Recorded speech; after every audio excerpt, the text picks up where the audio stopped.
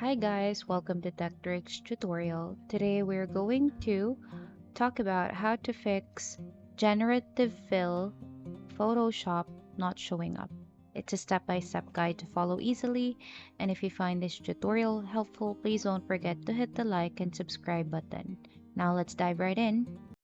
First is what we're going to do is open our Creative Cloud desktop here in our desktop. Now, next thing that we are going to do is to click on Beta Apps in the left-hand corner and uninstall our Photoshop Beta. When we are uninstalling our Photoshop Beta, there is actually like keeping or removing all the details of your Photoshop data.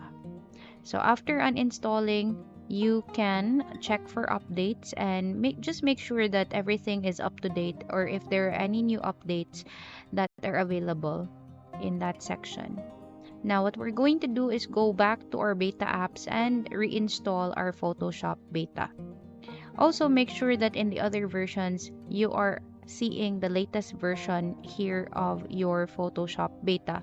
To also make sure that you have the generative fill because in the older versions, it's not included. And basically, that's how you fix your photo generative fill in Photoshop. That's about it for today's video. Thank you so much for watching. Hope you find this tutorial helpful.